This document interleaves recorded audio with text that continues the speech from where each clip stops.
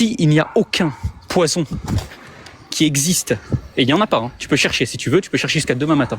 S'il n'y a aucun poison qui existe sur cette terre et qui a été capable de tuer un homme sur 4 ans, sur 5 ans, sur 6 ans, sur un intervalle de temps long, alors qu'il tue un autre homme sur le coup, si aucun de ces poisons n'existe, alors ça veut dire comment il a fait le prophète?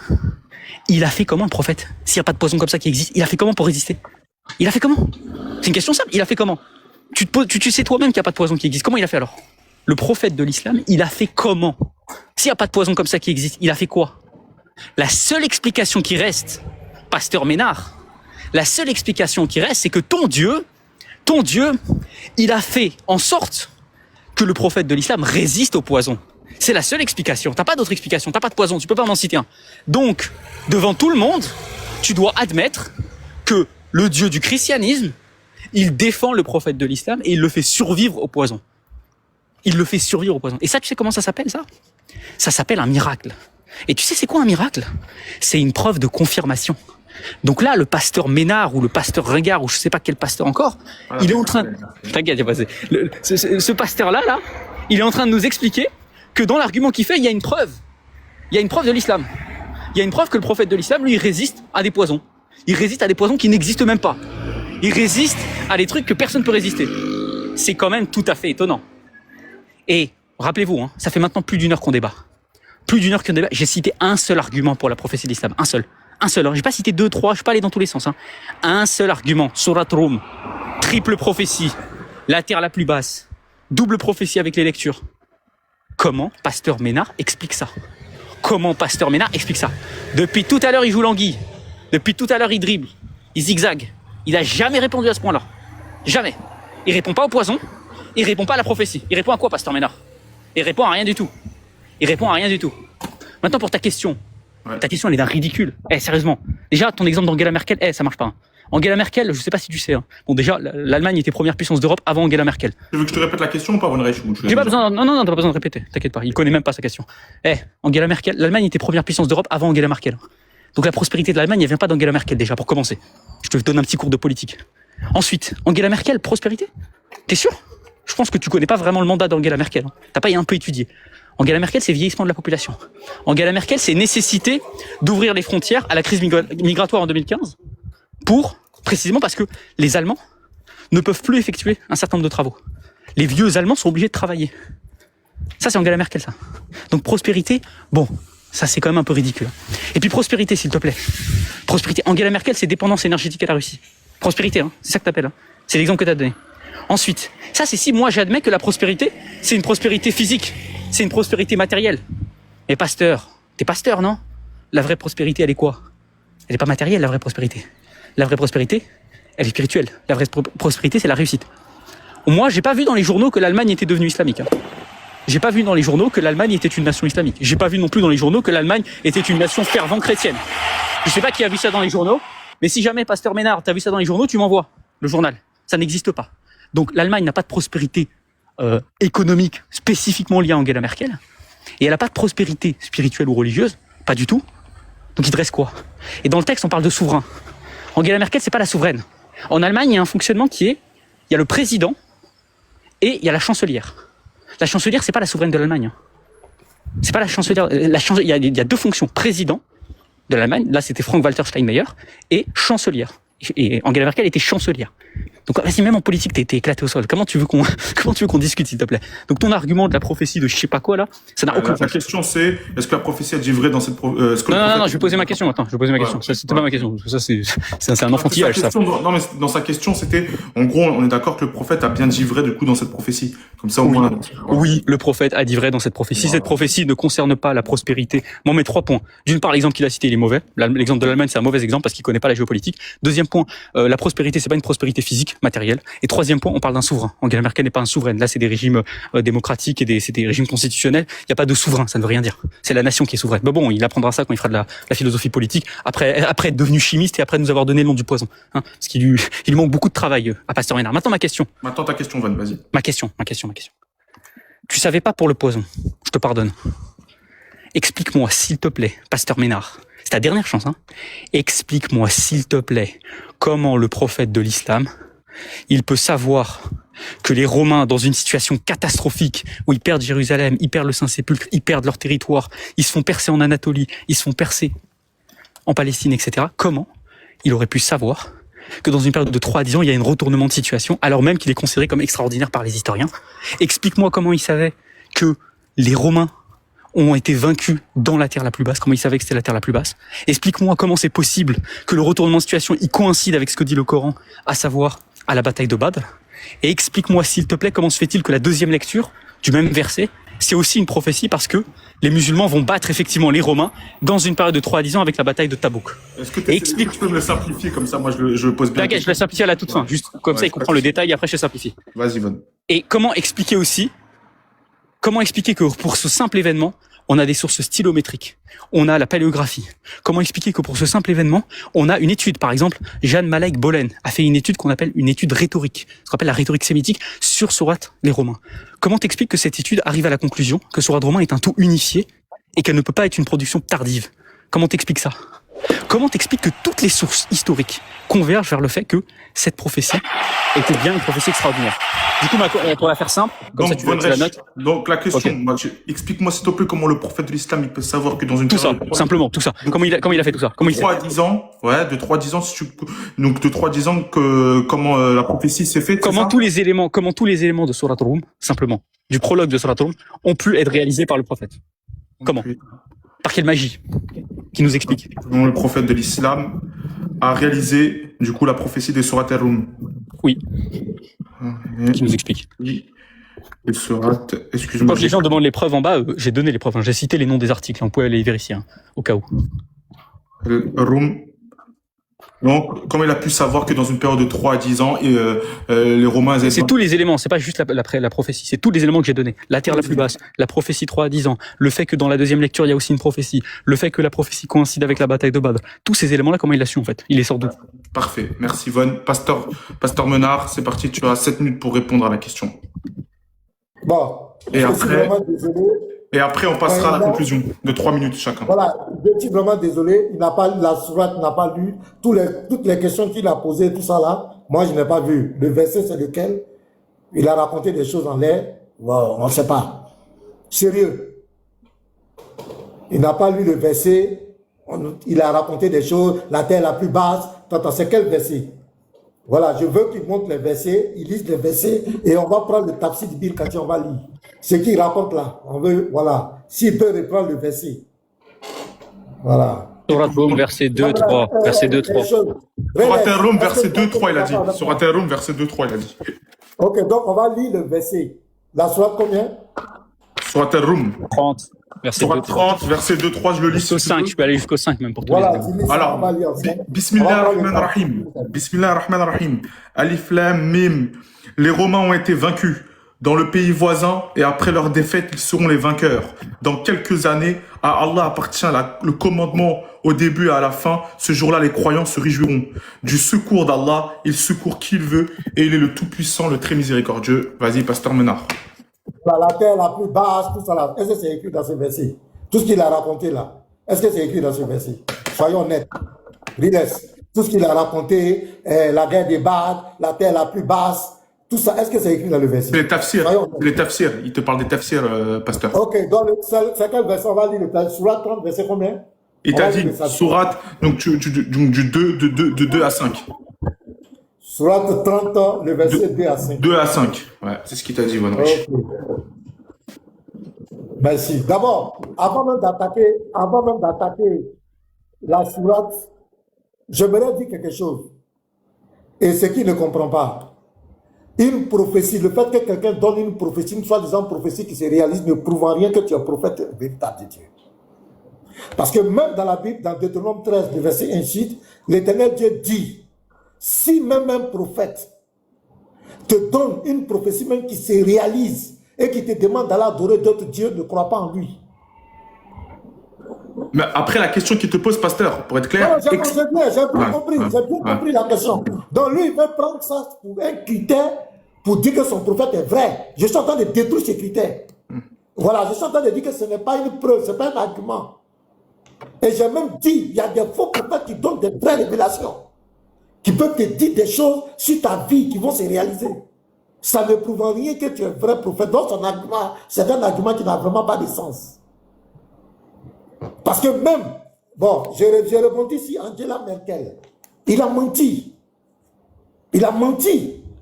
Angela Merkel a effectué 4 mandats consécutifs en tant que chancelier fédéral d'Allemagne, siégeant pendant 16 ans, de 2005 à 2021, élue une première fois en 2005, elle a été reconduite en 2009, 2013, 2018, marquant l'une des plus longues durées au pouvoir dans l'histoire moderne du pays. C'est clair. Voici les points clairs de ces mandats. Durée 2005-2021. Voilà, 16 ans. Mandat tant. Coalition, elle a dirigé les gouvernements de coalition majoritairement tant. Elle a choisi de ne pas se représenter aux élections de 2021. Elle a géré des crises majeures, notamment la crise financière de 2008, la crise de la zone euro et la pandémie de Covid-19. Tu es KO. Arrête de mentir, monsieur le pseudo-savoir. Angela Merkel a gouverné. Ton prophète dit une femme ne peut pas accomplir ça. Elle a fait. Donc arrête de nous distraire. Maintenant, je reviens sur ton argument. Je dis, donner une prophétie, soi-disant prophétie, je vais te concéder ça. Donner une soi-disant prophétie, toi qui s'est réalisé ou pas, n'est pas une preuve que tu es prophète, tu es un véritable prophète de Dieu. Mais on est d'accord, Pasteur Mena, on est d'accord sur la question qu'il te pose. Explique-moi s'il te plaît comment le prophète de l'islam a réalisé la prophétie de Surat al-Rum. Comment il... donc, si ok, tu peux je donne la liste. Sous ça, Saïd Boukari, livre 65, hadith numéro 75, le numéro 5762. Récit, Aïcha rapporte. Des gens interrogeaient le messager d'Allah sur les devins.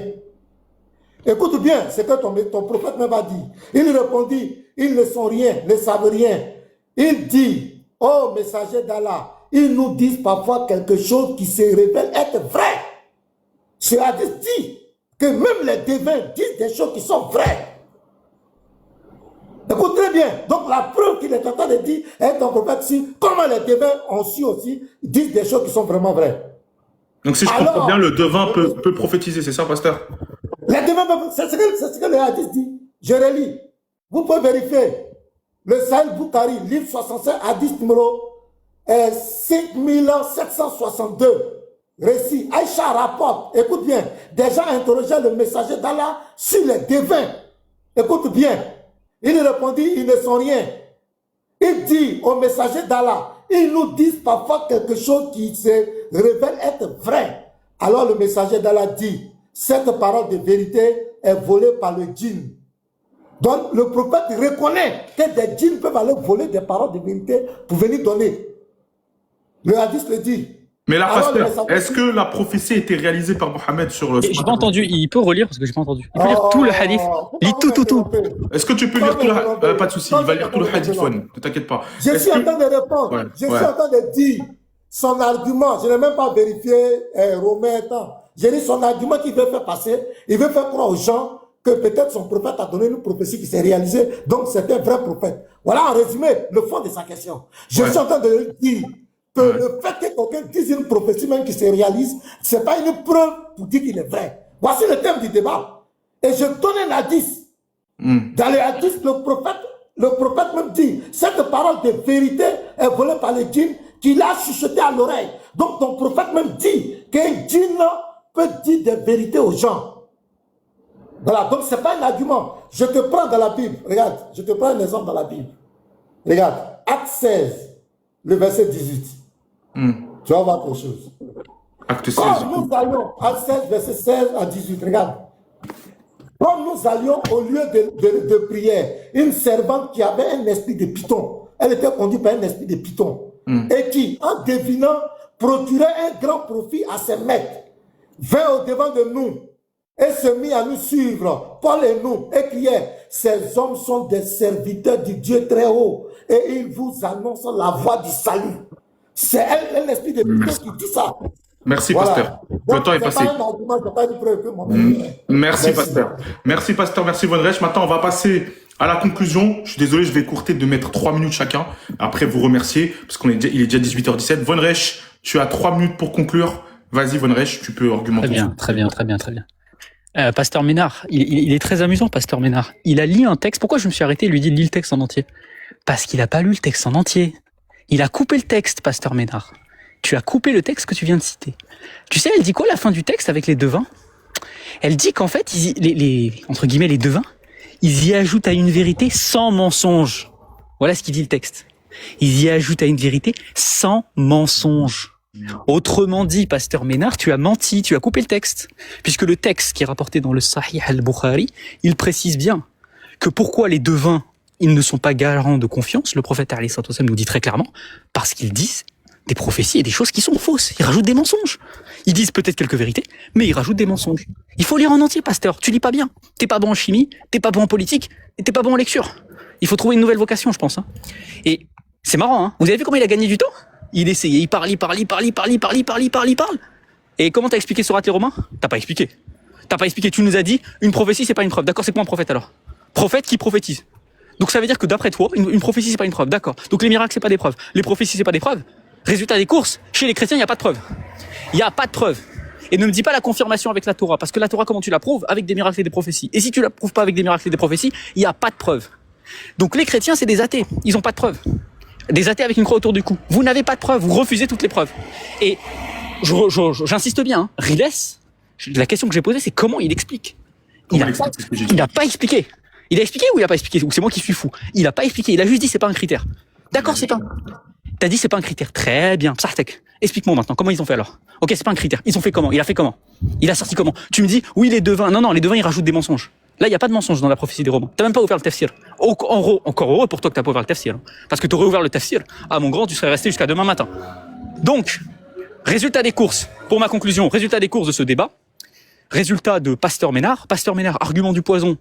Il donne un argument pour la prophétie du prophète, puisqu'il dit que le prophète résiste à un poison auquel personne ne peut résister. Il est même pas capable de citer le nom du poison. Franchement, c'est ridicule. Secondement, il nous dit que le critère de la juive, c'est un bon critère. La même juive qui s'est convertie à l'islam. Amusant quand même. La même juive qui s'est convertie à l'islam d'après les sources. D'après les commentaires du Sahih al-Bukhari. D'après Zuhri, par exemple. Problématique pour toi. Ensuite, son argument de aucune femme ne prospérera. Il nous a parlé d'Angela Merkel. Il nous a dit, oui, Angela Merkel, je sais pas quoi, elle est restée longtemps. On s'en fout qu'elle soit restée longtemps. On te parle de prospérité. Pas de prospérité. Bref, fin du débat, j'ai fait un argument. Miracle de Surat Rum, Pasteur Ménard est resté bouche bée. Il n'a pas pu citer un seul contre-argument. Il a pataugé pendant 1 heure et tout le monde l'a vu. Merci à tous. Merci, Bonne. Rapidement, je vais vous remercier dès qu'il a fini la conclusion. Vas-y, c'est à toi, Pasteur Ménard. Tu as 3 minutes pour conclure. Vas-y, Pasteur. Maintenant, 13 ans, le verset 1. Si c'est là au milieu de toi, un prophète ou un songeur qui t'annonce un signe ou un prodige et qu'il est accomplissement du signe ou du prodige dont tu t'as parlé en disant allons après d'autres dieux, des dieux que tu ne connais pas et servons-les. Tu n'écouteras pas les paroles de ce prophète ou de ce songeur car c'est l'Éternel votre Dieu qui vous met à l'épreuve pour savoir si vous aimez l'Éternel votre Dieu de tout votre cœur et de toute votre âme. Donc je confirme. Bien que je n'avais pas le temps de venir lire ton verset, analyser, aller lire les tafsirs, je disais clairement et je le répète, le fait que quelqu'un donne une prophétie, soi-disant, qui s'accomplit, ne prouve en rien que c'est un vrai prophète. Parce que ton prophète a donné des prophéties, il a dit que personne ne connaît le sexe, personne ne peut connaître le sexe d'un enfant. C'est faux. Aujourd'hui, l'échographie dit c'est Allah ce qui connaît. Avec l'échographie, on peut connaître le sexe d'un enfant avant sa naissance. Il dit personne ne connaît le temps où il va pleuvoir. Et aujourd'hui, la météo peut prédire, même les grandes catastrophes, la météo peut prédire ça. Donc, il n'a pas dit la vérité. Donc, tu comprends? Et ton prophète est venu nous montrer un autre Dieu. Le Seigneur de la Kaaba, ce n'est pas l'Éternel, le Dieu d'Israël. Et je t'ai mis au défi, tu as été incapable de nous donner. Quand j'ai dit, tu m'as dit de te donner un poison que quand on boit, je ne sais pas. J'ai dit, mais je ne suis pas chimiste, je ne connais pas le poison. Mais ça n'avait rien à voir avec le test que j'ai lu. Je t'ai ramené au test. Dans le test, la femme dit, si tu es prophète, le poison ne va pas te nuire. Toi-même, tu as confirmé, tu es KO. Toi-même, tu as confirmé que le poison a nuit à ton prophète. Fin du débat. Monsieur, tu ne peux jamais m'humilier. Donc, reste tranquille. Donc, je confirme et je t'ai montré le hadith. Le hadith dit clairement que les djinns peuvent dire la vérité. Peuvent chuchoter des gens. Il y a des faux prophètes qui disent, je te donne un exemple même dans la Bible, la femme qui avait l'esprit de Python. Donc il y a des gens qui ont des mauvais esprits qui peuvent donner des révélations. Donc ton argument ne tient sur rien. Tu n'as donné aucun argument. Tu n'as pas que confirmer ce que j'ai dit indirectement. Tu as dit que le poison a nuit à ton prophète. C'est fini. La femme a dit s'il était prophète, ça n'allait pas le nuire. Et tu viens de mettre fin au débat. Ton prophète n'est pas un véritable prophète de Dieu. L'Éternel ne lui a jamais parlé. C'est un esprit qui est venu le violenter dans la grotte. Cet esprit a un trône. L'ange Gabriel n'a pas de trône. Et cet esprit, il est influencé par les chiens. L'ange Gabriel n'a pas peur des chiens. Le débat est clos. Ton prophète n'est pas un prophète de Dieu. Tous tes arguments que tu as donnés là, ça ne tient même pas. Merci à tous. Je m'arrête là. Merci. Alors, attends, juste, Riles. Il me manque des minutes, non, là. Non, ça peut Riles. Parce que il a eu 7 minutes que j'ai pas eu, du coup. Si quand vous avez fait les 2 phases, là? Ah ouais. Je viens de compter, là, il y a un problème dans les calculs. Ah, il me manque, bon, je fais pas 37 minutes, mais il me manque au moins 3-4 minutes, quoi. Vas-y, c'est quoi, si j'ai fait une erreur, je m'excuse, vas-y, Von. Il y a pas de problème, mais Attends, c'est pas grave. il a posé 2 questions. On a posé 2 questions. Lui, il a fait Je sais pas. T'as fait 2 fois, Von? Non, moi j'ai fait 2 fois, toi t'as fait 3 La fois. première question, c'était la chimie. Il a fait 3 La fois. deuxième question, c'était un romain. On a fait 2 fois. Je sais pas, là, je suis... Tout le monde dit en bas, il a fait 7 minutes en plus. Enfin, soyez honnêtes, les chrétiens, Bon, vous avez vu. De toute façon, j'ai pas besoin de ces 7 minutes. Je vais prendre juste 2-3 minutes, mais de base, j'avais ce temps-là. Pasteur, est-ce que tu peux accepter 2-3 minutes? Peut-être j'ai fait une erreur, je sais pas. Mais c'est fini, il dit, il m'a mis KO, il cherche quoi encore? Il dit, il m'a mis KO, il cherche quoi? Riles, faut faire, tu vas aller Pour moi, j'ai fait 2 fois. 2 fois, peut-être j'ai fait une erreur, Von, je sais pas. Non, mais c'est sûr qu'il y a une erreur. Moi, je peux te jurer qu'il y a une erreur. Je suis sûr et Si, il certain. y en a, ils me disent 3. Oui, voilà, c'est ça. C'est que c'est par rapport. Ouais, voilà, il manque au moins 3 minutes. On a posé 2 questions. Oh, écoute, Pasteur, peut-être que j'ai fait une erreur. Pour éviter l'erreur, il y a peut-être une redit, je vais mettre 2 minutes à Von. Von Reich, tiens, je te mets 2 minutes. 2 minutes, sur quelle base? Il n'y a pas d'erreur. On a posé Tranquille, Pasteur. Pasteur, c'est pas encore l'heure de rompre le jeûne. Je vais pas te manger tout de Si suite. j'ai fait une erreur, je lui mets 2 minutes. Tu sais quoi, je vais faire quoi? Von, je vais mettre 2 minutes à Von, je vais mettre 2 minutes Pasteur. Je vais mettre 2 minutes à Von, je vais mettre 2 minutes au Pasteur. Mais c'est pas logique, du coup, il a 2 minutes en plus. C'est pas logique. C'est pas grave. C'est pas grave. Riles, tu nous as posé 2 questions, non? Voilà, Ouais, mais à ce qui paraît, peut-être qu'il a eu 3. Pasteur, à ce qui paraît, t'as eu 3 et lui, il a eu 2. 3 minutes, comment? On a posé 2 questions. Je vais te rappeler mes 2 questions. Première question. Je m'excuse si j'ai dû pas faire attention, Von. Attends, deuxième pas tous ces question. pasteurs, j'entends. Ouais. Deuxième question, c'est le Sahel Boukari, 7 minutes 99. Voici mes 2 questions. Ces 2 questions, est-ce que je connais un poison? Deuxième question, est-ce que la prophétie de, comment on appelle? Attends, mais juste, c'est pas logique, Riles, parce que lui, c'est lui qui a commencé. C'est lui qui a commencé. C'est lui qui a commencé. Donc c'est pas logique. C'est lui qui a fini. Bah oui, c'est pas logique. Donc c'est pas normal. Parce que là, c'est-à-dire que lui, quand il a fini, moi, je suis passé à la phase de conclusion. Alors que c'est pas logique, ce serait moi qui est censé répondre d'abord à ce qu'il a dit. Enfin, il y a un problème de temps, là, c'est obligé. Attends, je suis en train de regarder mes questions. C'est vrai, je suis en train de regarder mes questions. Alors, attends, 2 minutes, je regarde mes questions. 2 minutes, s'il vous plaît. Est-ce que le poison a nuit au prophète? Ça, c'était la question de Pasteur. Après, quel poison agit 4-5 ans? Ça, c'était la question de Von Reich. Et après, Sahih al-Bukhari, 7099. Est-ce que le prophète a dit vrai dans cette prophétie? Ça, c'est Pasteur. Et explique-moi, s'il te plaît, comment le prophète de l'islam a réalisé la prophétie. Ça, c'est Von Reich. Et Pasteur a répondu. Donc, il y a bien 4. Il y a 4 questions. Regardez. Voilà, maintenant, qu'est-ce qu'il cherche? Il y a 4 questions. Peut-être que je sais pas ce qui s'est passé, mais il y a 4 questions. Von. Je sais pas. Attends, m'entends ou pas? Ah, tu m'entends? Ouais, on m'entend. Ouais, je t'entends. Mais je suis sûr que j'ai noté les 4 questions. Je sais pas, moi, tout le monde me dit qu'il y a un problème de temps. En tout cas, si un problème de temps, je m'excuse, mais c'est pas voulu. Moi, j'ai noté les 4 questions et les 4 questions ont été répondues dans le sens où vous avez répondu. Et après, on est passé à la conclue. Enfin. Ok, parce qu'on me dit qu'il a eu en fait, c'est ça. Il a eu un temps de réponse à la fin.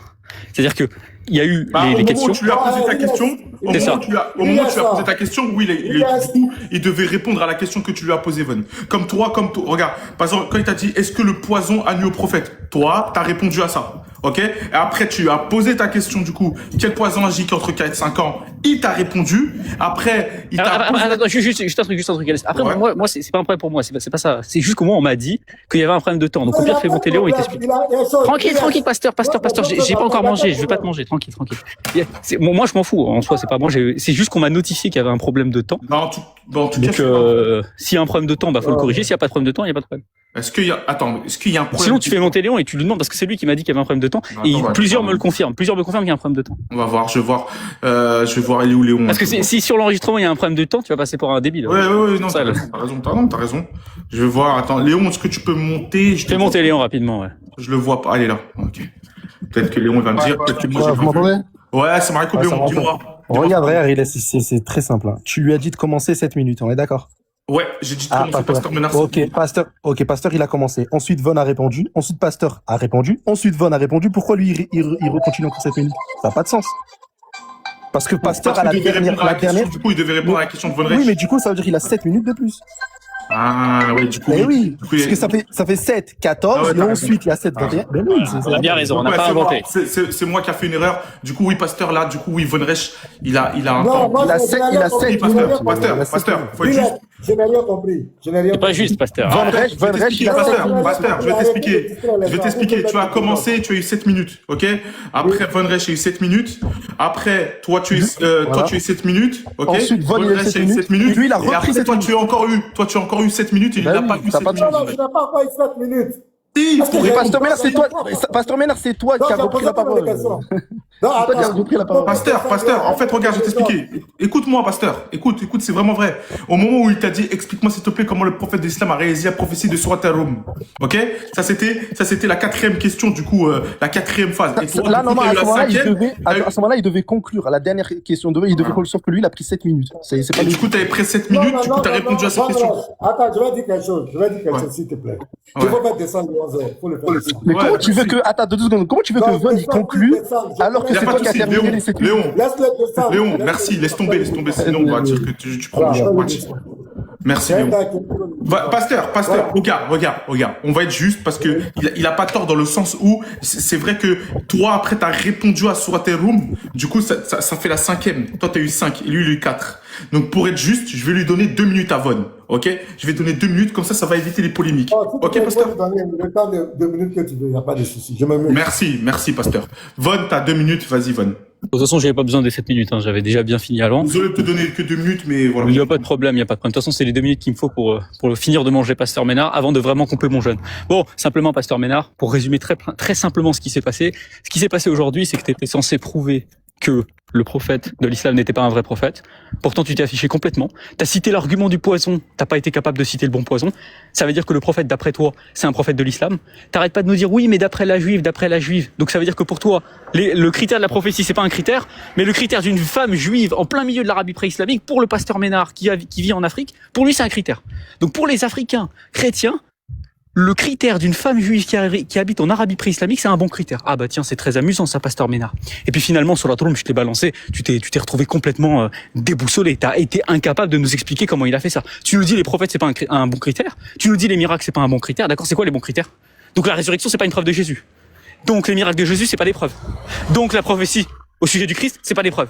Pasteur Ménard, tu es en train de détruire ta religion parce que tu as voulu détruire l'islam. Tu as voulu voler trop haut, tu t'es brûlé les ailes. Voilà, c'est tout ce que j'avais à dire. Et donc moi, je vais aller rompre le jeûne et je vous souhaite ça. Alors, je vais déjà vous remercier. Déjà, je vais remercier Pasteur Ménard et Von Reich. Merci à vous, merci pour votre engagement, la qualité de vos arguments, votre respect mutuel et la profondeur de vos analyses. Vraiment, je vous remercie, que ce soit Von Reich et Pasteur Ménard. Merci pour le respect qui a été donné entre vous en tant que débatteurs. Franchement, devant 3600 personnes, vous avez assuré. Donc, je vous remercie encore une dernière fois. Abonnez-vous à Von Reich et à Pasteur Ménard, deux très gros débatteurs. Je vous remercie. J'espère que vous avez